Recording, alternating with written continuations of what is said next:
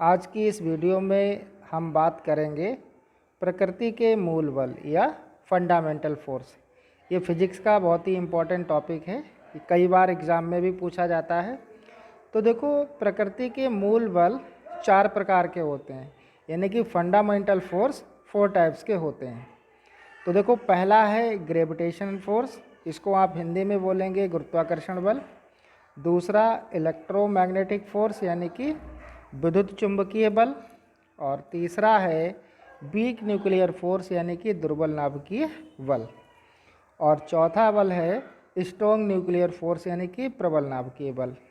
तो ये बहुत ही इम्पॉर्टेंट है, कई बार एग्ज़ाम में पूछे जाते हैं कि निम्न में कौन सा फंडामेंटल फोर्स है, तो आपको याद रखना है।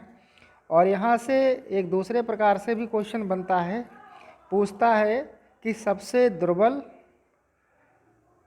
फंडामेंटल फोर्स कौन सा है, यानी कि सबसे दुर्बल मूल बल कौन सा है और सबसे प्रबल मूल बल कौन सा है। तो आपको ये ध्यान रखना है। ये हमने 2 नोट्स लिख रखे हैं, बहुत ही इम्पोर्टेंट हैं।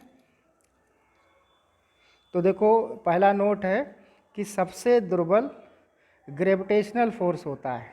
इन चारों में जो मूल बल में जो सबसे दुर्बल बल है वो ग्रेविटेशनल फोर्स है, यानी कि गुरुत्वाकर्षण बल। और सबसे प्रबल बल है स्ट्रॉन्ग न्यूक्लियर फोर्स।